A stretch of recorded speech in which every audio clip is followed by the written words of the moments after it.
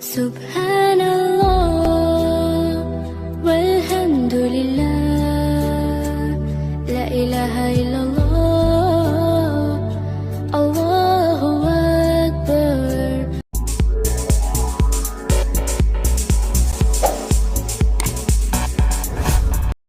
আসসালামু আলাইকুম, সবাই কেমন আছেন? আশা করছি সবাই খুব ভালো আছেন। আমি আলহামদুলিল্লাহ ভালো আছি। চলে আসলাম আরেকটি রমাদান ব্লগ নিয়ে। আশা করছি সবাই একটা লাইক দিয়ে শুরু থেকে শেষ পর্যন্ত দেখবেন। কেমন অন্ধকার হয়ে গেছে, বৃষ্টি নামবে। প্রতিদিন ৩টা বাজেই রান্নাঘরে ঢুকি, সেহরির জন্য রান্না করি আর ইফতারের আয়োজন করে রাখি। ডাল ভুনা করব। এখানে পেঁয়াজ কুচি, কাঁচামরিচ ভেঙে দিলাম, হলুদ মরিচ, ধনিয়ার গুঁড়া, জিরার গুঁড়া, পরিমাণ মতো লবণ আর পরিমাণ মতো তেল দিয়ে আমি হাতে মাখিয়ে পরিমাণ মতো পানি দিয়ে বসিয়ে দিব চুলায়। আর একটু আদা রসুন বাটাও দিয়েছি। সেহরির সময় তেমন কোনো ভারী খাবার ভালো লাগে না খেতে, আমার কাছে শুধু ভুনা ভুনাই ভালো লাগে। আজকে ডাল ভুনা করব আর রুই মাছ ভুনা করব।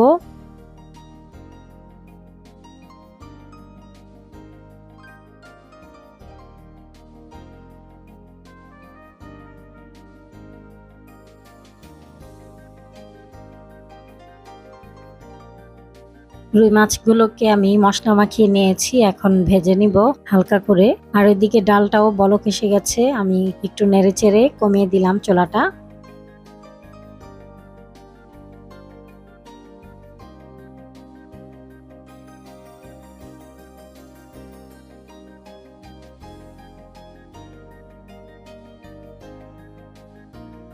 মাছগুলো ভাজা হয়ে গেছে, এখন আমি পেঁয়াজ কুচি দিয়ে দিলাম, পরিমাণ মতো লবণ দিয়ে দিলাম। পেঁয়াজটা ভাজার পর এখানে হলুদ মরিচ, ধনিয়ার গুঁড়া, জিরার গুঁড়া দিয়ে মশলাটাকে কিছু সময় ভাজবো। তারপর পানি দিয়ে আদা রসুন বাটা দিয়ে মশলাটাকে কষিয়ে নিব।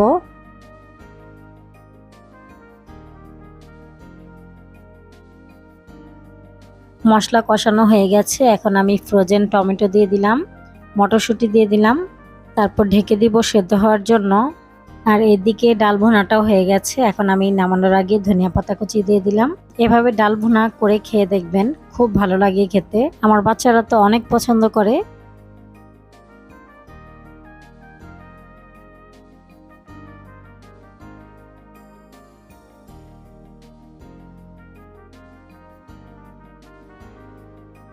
টমেটো আর মটরশুঁটিটা প্রায় সেদ্ধ হয়ে গেছে, এখন আমি ভেজে রাখা মাছগুলো দিয়ে দিচ্ছি।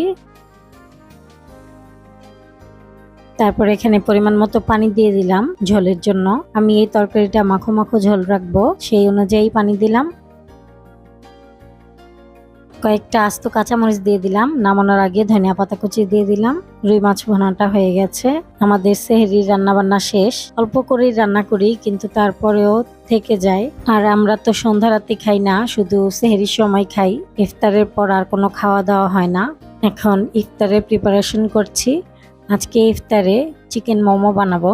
এখানে গাজর গ্রেট করে নিয়েছি, ক্যাপসিকাম কুচি, কাঁচামরিচ কুচি, আদা রসুন মিহি কুচি করে দিয়েছি। তারপর চিকেন কিমা দিয়ে দিলাম, গোলমরিচের গুঁড়া, সয়া সস, পরিমাণ মতো লবণ দিয়ে মেখে নিচ্ছি।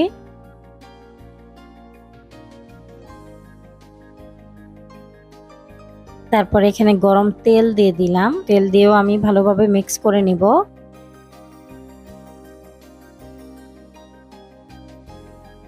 এখানে ময়দার সাথে পরিমাণ মতো লবণ দিয়েছি, তারপর তেল দিয়ে একটু মিক্স করে নিব। তারপর নরমাল পানি দিয়ে রুটির মতো করে একটা ডো বানিয়ে নিব। এখান থেকে অর্ধেকটা আমি লুচি বানাবো আর অর্ধেকটা মোমো বানাবো। লুচির সাথে খাওয়ার জন্য চানা মশলা বানাবো। তো আমার তো চানা রান্না করাই আছে, আমি এখন সেটা একটা প্যানে দিয়ে দিলাম। এখানে কিছুটা টক দই দিয়ে দিলাম, আর একটু বাটিটা ধুয়ে পানি দিয়ে দিলাম। তারপর এখানে চাট মশলা দিয়ে দিলাম। এই ঝোলটা আরো টেনে আসলে নামিয়ে নেব। বড় করে একটা রুটি বানিয়ে সেখান থেকে আমি ছোট ছোট রুটি বানিয়ে নিয়েছি। এখন চিকেন মোমো বানাবো এভাবে। সেই একই ডো থেকে আমি লুচিও বানাবো।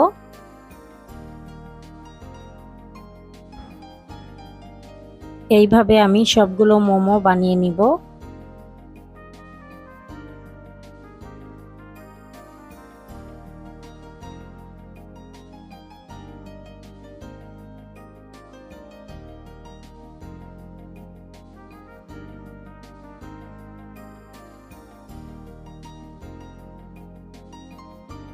এখন আমি রাইস কুকারে দিয়ে দিব স্টিম হওয়ার জন্য।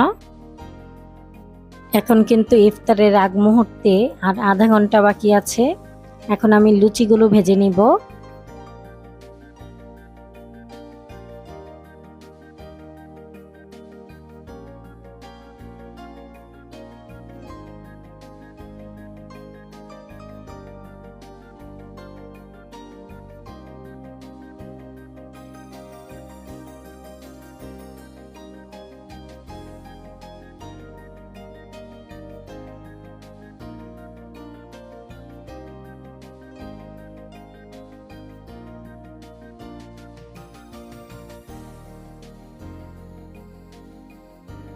ইফতারের টেবিল রেডি হয়ে গেছে আলহামদুলিল্লাহ।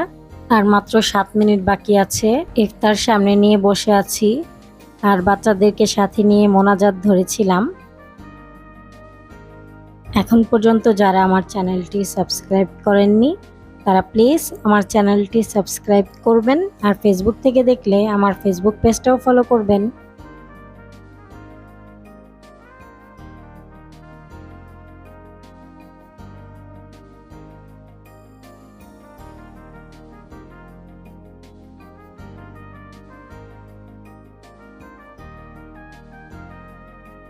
খাবারগুলো সবকিছুই খুব ভালো হয়েছিল আলহামদুলিল্লাহ।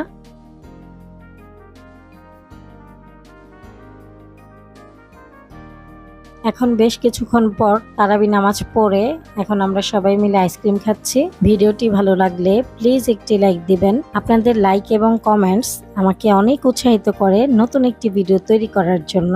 আজকের মতো ভিডিওটি এ পর্যন্তই। আবার চলে আসব নতুন একটি ব্লগ নিয়ে। সে পর্যন্ত সবাই ভালো থাকবেন, সুস্থ থাকবেন।